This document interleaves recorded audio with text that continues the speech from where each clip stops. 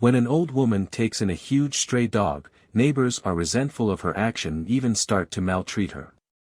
1 year later, all their minds are changed after they hear a shocking cry for help and something unimaginable happens as the dog followed Martha into the house after 2 weeks of her feeding and playing with it.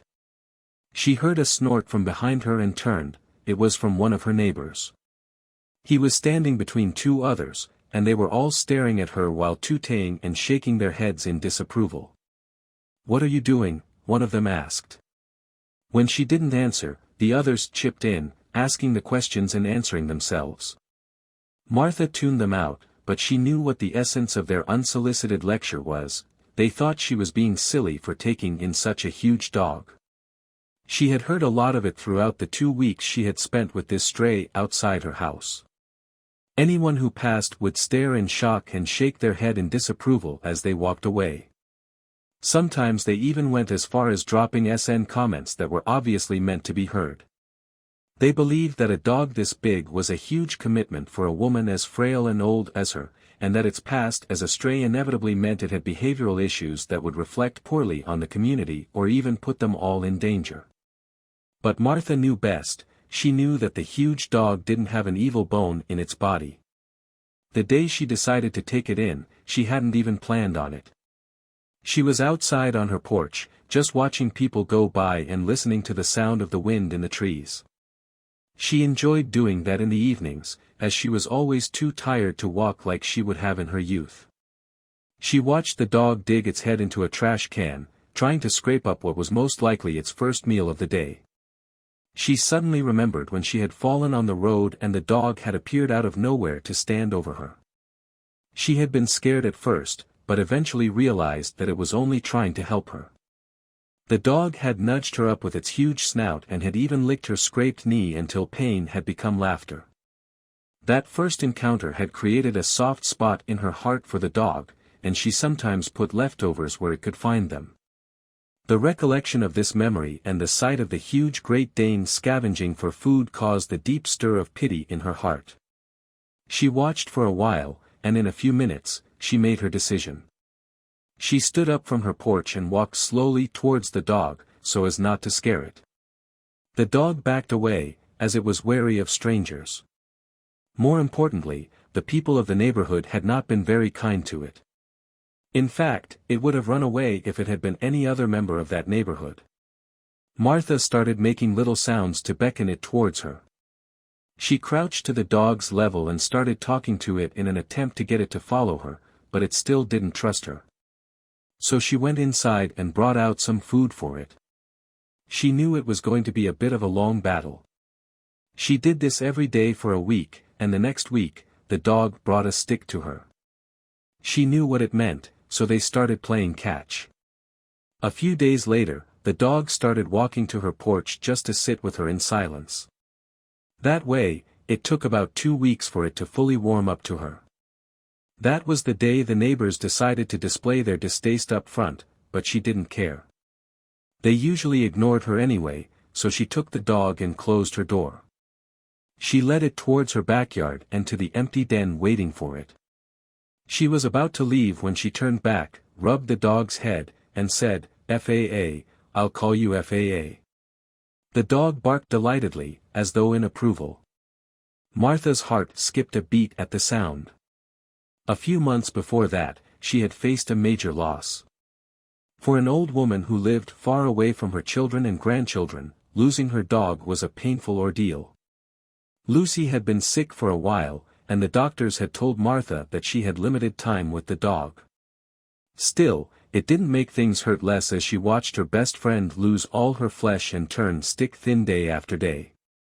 Her once vibrant Lucy spent most of her day lying down, and she could only let out the weakest whines in place of her once loud, boisterous bark. All of this was painful for Martha. So when Lucy eventually passed away, she was in shambles and began spending more time outside.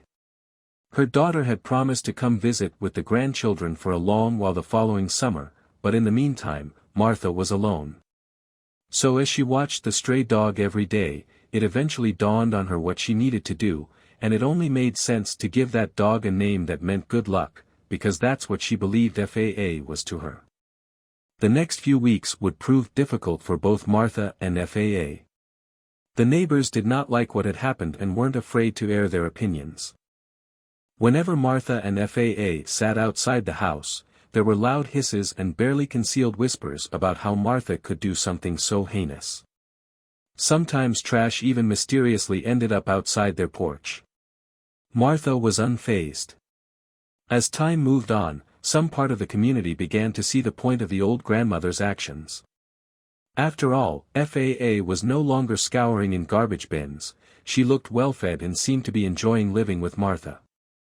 However, some neighbors remained adamant about resisting the new arrangement.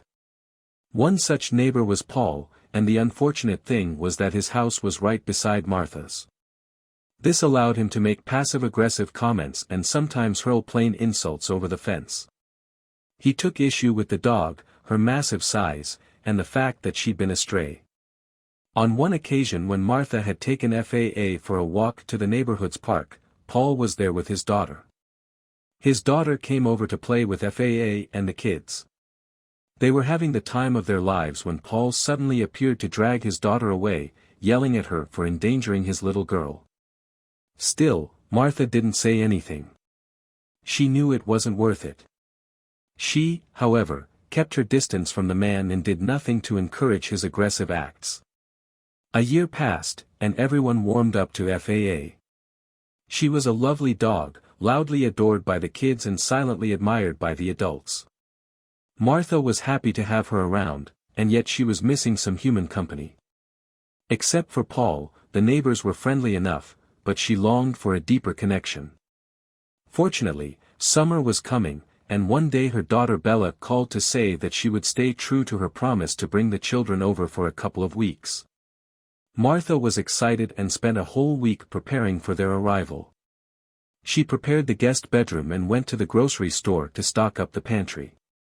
She asked her friendly neighbors what the kids were into these days and got loads of all the chocolate and chips that turned up in those conversations.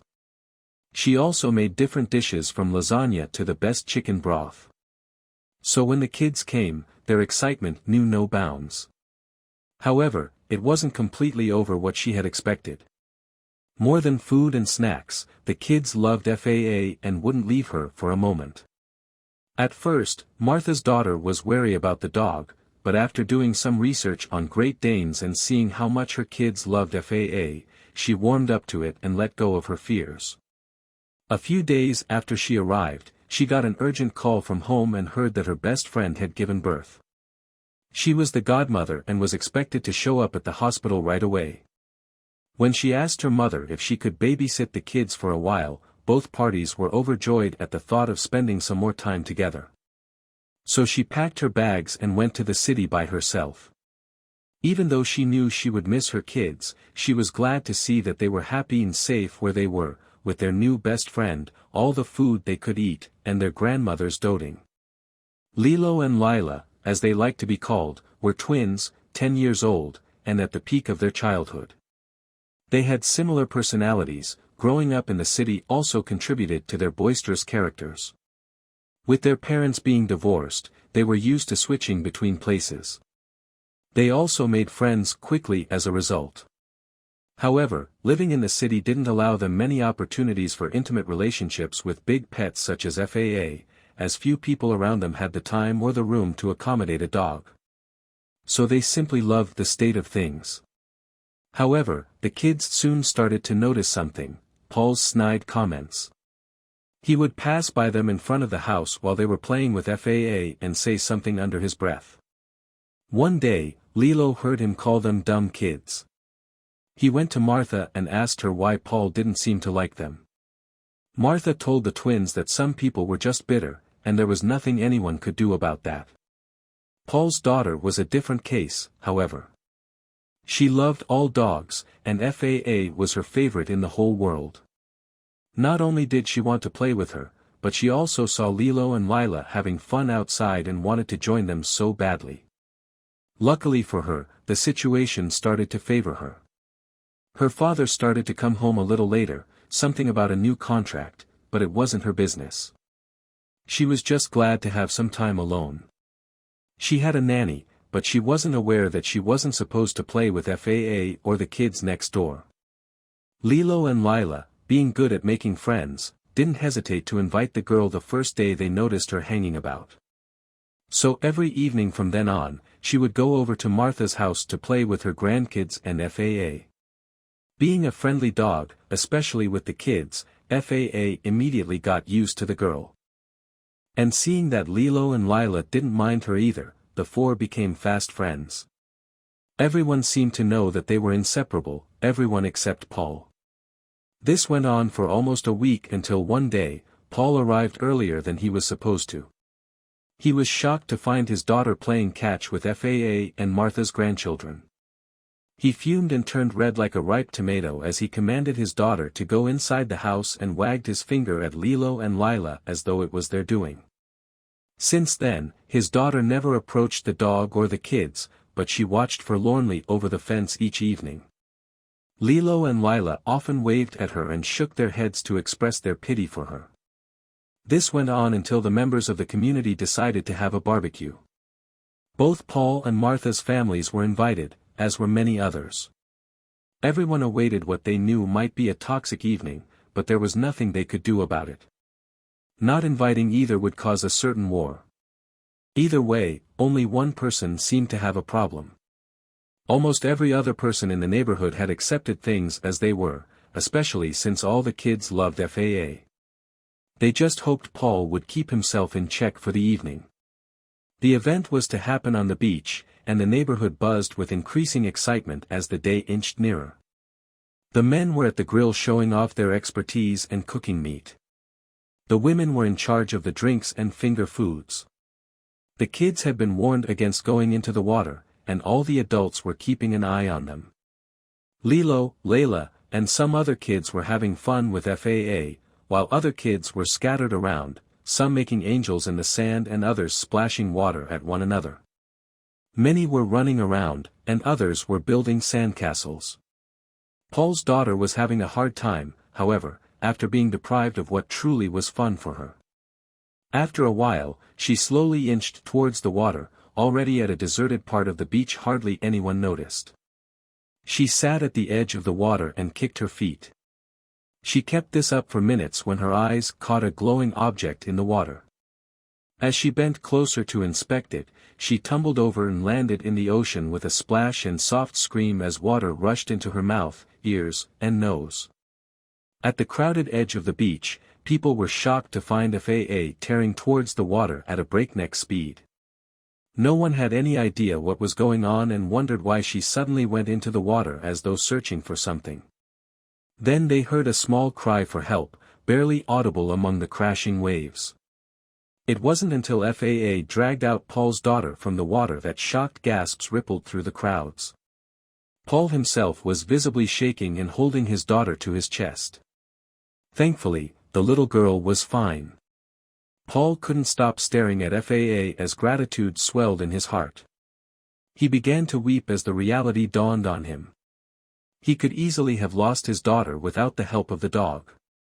The realization made him understand what a bitter and toxic person he had been. He learned quickly to never turn a hard heart towards anyone, person or animal, regardless of their background. The dog had saved him a lot of heartbreak and sorrow. He knelt in front of FAA, apologized, and thanked her profusely.